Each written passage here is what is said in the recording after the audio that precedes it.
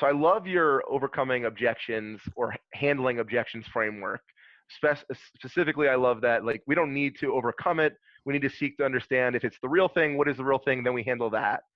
And I have actually like deployed that in practice and in coaching with my reps very effectively, and I'm loving it.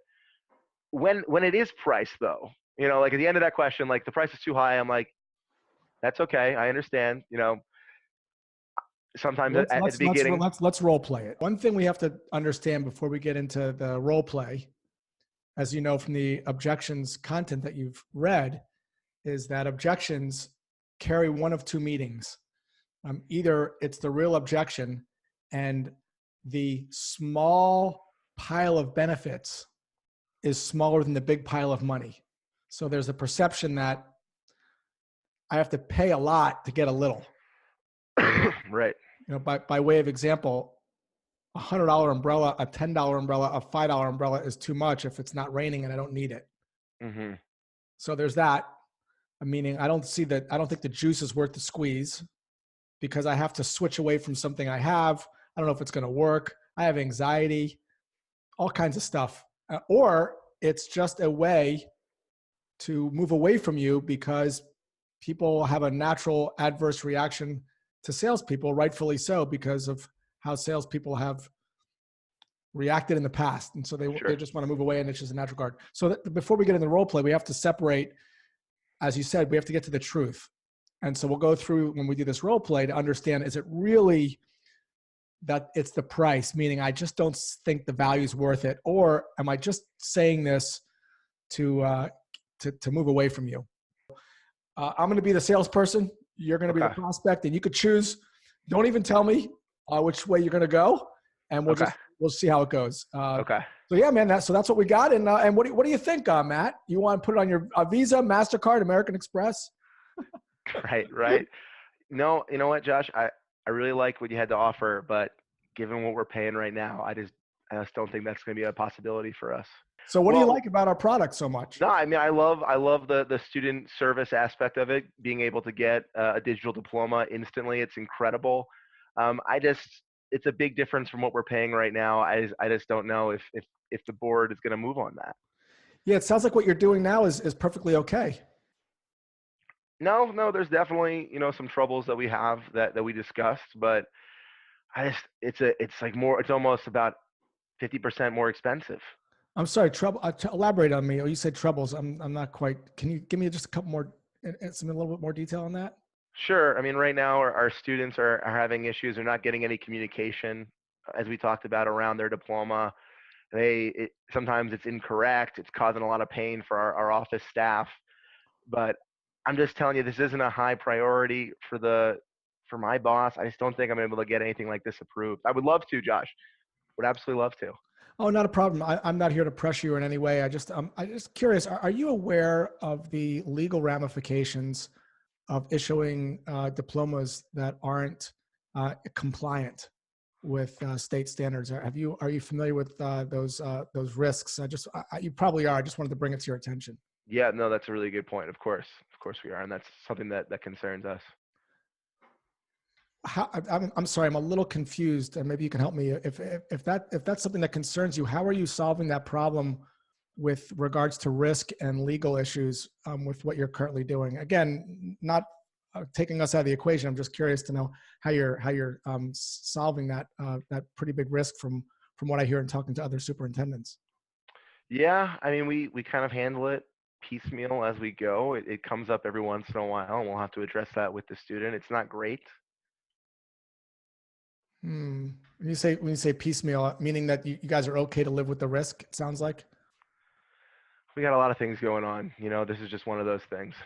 No problem. So it doesn't sound like it's price. It just sounds like it's not really a high priority for you right now. Did I understand you correctly? That's right. Right. So on the list of the priorities, this isn't anywhere in the top 3. I'd say it's like just outside right now. I think this time next year, maybe.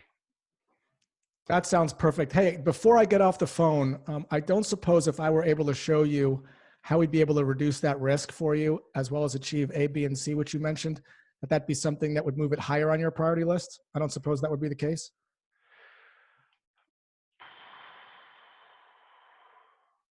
I mean, I'm interested in all those things. I just know at that budget point, I'm gonna have a really tough time making the case.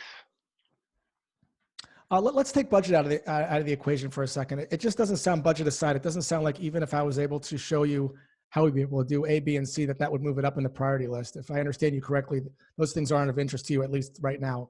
Did I understand? I don't want to put words in your mouth. No. I think you're misinterpreting. These things really do matter. I think it's really just. I just know that with a few other things that are going on in my office, I'm not gonna be able to get that approved from the provost. Yeah, no problem. Again, just money aside, I'm just wondering, from a priority standpoint, if we were able to solve for X, Y, and Z, would that move it up in the priority list? Money aside, would that move it up to number one priority? Yes.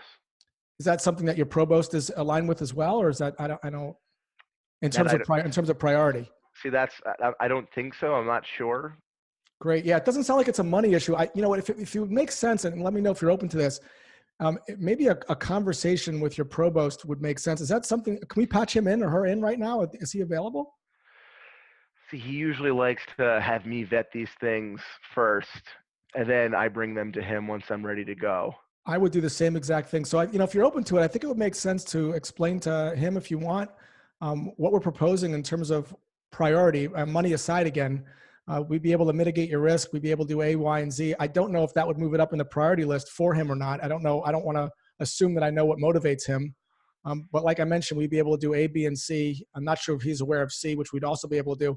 If that's something you can, would you be open to discussing that with him just to see if it's something that's even interesting from a priority standpoint? Does that sound fair? That does sound fair.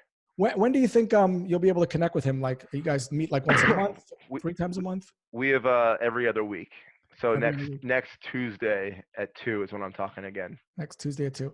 Would it make sense for us to circle back up maybe Wednesday? You could tell me either way, no problem. If the answer is no, I certainly don't want to be that salesperson that chase you, but just so we can have some closure here. Would that be fair if we put something on the calendar, maybe Wednesday, like around 3?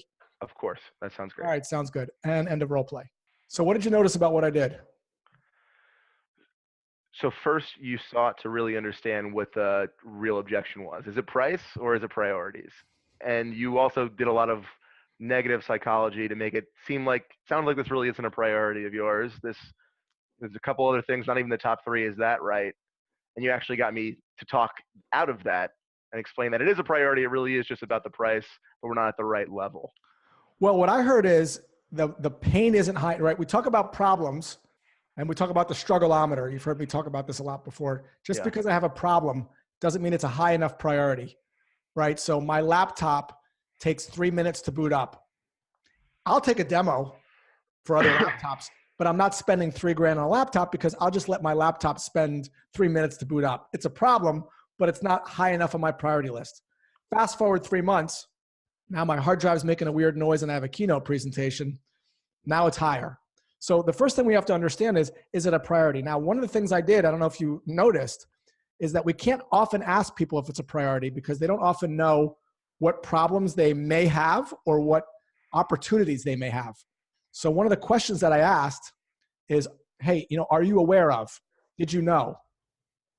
The thing with the risk and the lawyer thing, I made that up as a placeholder to give you an idea of what it is. But what I'm doing here is it's a very important technique. And a lot of salespeople don't do this. We expect our prospects to tell us their problems or desires, and oftentimes they don't know.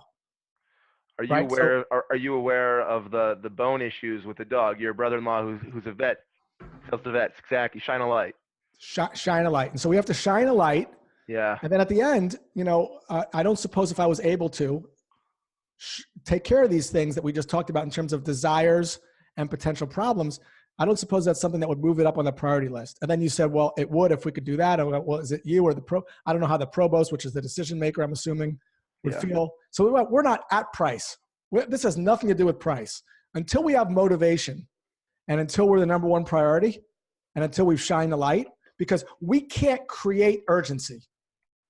The urgency has to come from within the person. We can shine a light and see if we're moving them on the needle. But if there's no motivation, I talked to the provost about the legal risks and all this stuff, and we don't care. Okay, there's nothing to do.